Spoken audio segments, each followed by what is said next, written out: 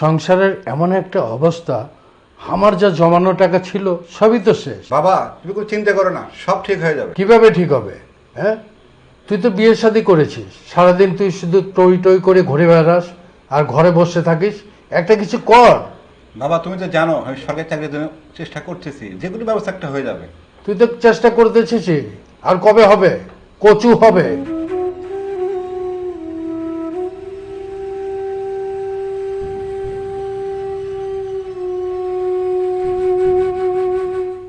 বিথি, তোমাকে একটা কথা বলার ছিল।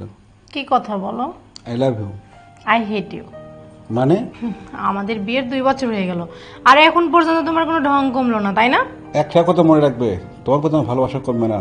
দিন চলে যাবে, মাস চলে যাবে, তারপর তোমার প্রতি ভালোবাসা থাকে যাবে। হ্যাঁ, সেটা আমি জানি। যত ঝড় তুফান আসুক, যত বিপদে আসুক, আমি সব সময় তোমার পাশে আছি। সেটা তো আমি জানি, যার জন্য এত আমার ভয়। তোমার চা ভাও পূরণ করতে না পারি। শোনো, এই পরিবারটা তোমার একার না, এটা আমারও পরিবার। ওইসব নিয়ে তুমি একদম চিন্তা করো না, কোনো না কোনো একটা উপায় ঠিকই বের হয়ে যাবে।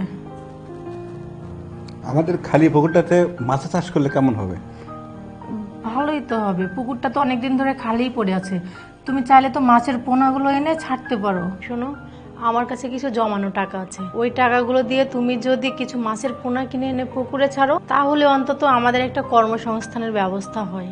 দারুণ বলেছো। আমি না আরও একটা বিষয় ভাবতেছি, কয়েকটা স্টুডেন্ট পড়াবো আর কিছু হাঁস মুরগি পালবো। হ্যাঁ, তোমার দারুণ আইডিয়া। তাহলে কাল থেকে আমরা মাছ চাষের ব্যবস্থা করি।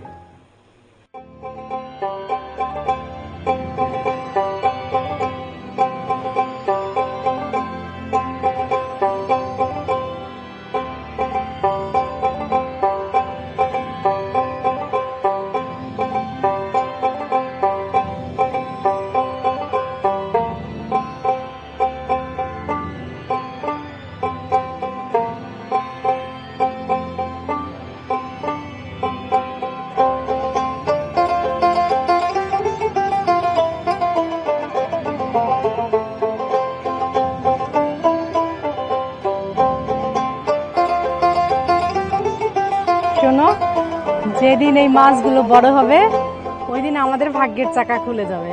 অনেক বড় পুকুর হয়েছে। বাবা তো মনে করছিল তোমার দিন আগে কিছুই হবে না।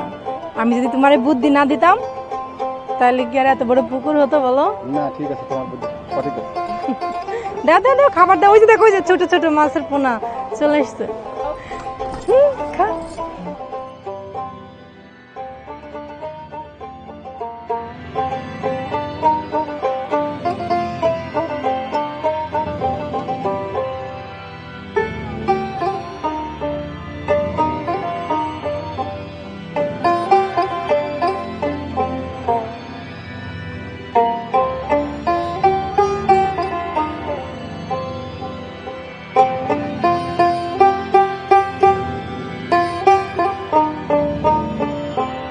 ওই যে একটা প্রবাদ আছে না, মিলেমিশে করি কাজ, হারে জিতে নাহিলাস। সেটা তোরা আজ প্রমাণ করে দিলি। আমি তোদের প্রতি খুবই খুশি হয়েছি। বাবা, আমরা অনেক খুশি। এখন আমাদের আর কোনো অভাবই নেই।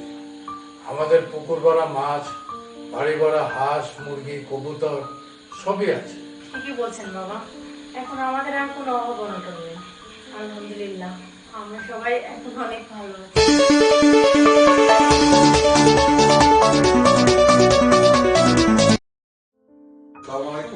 আপনাকে অভিনন্দন। আমি কোম্পানির সিও বলছি। আপনার ইন্টারভিউ আমাদের অনেক পছন্দ হয়েছে। আমরা আপনাকে এই জবটা দিতে চাই। আপনি আগামী মাসের 1 তারিখে জয়েন করবেন। ধন্যবাদ আপনাকে। আলহামদুলিল্লাহ। বাবা, আমার চাকরি হয়েছে।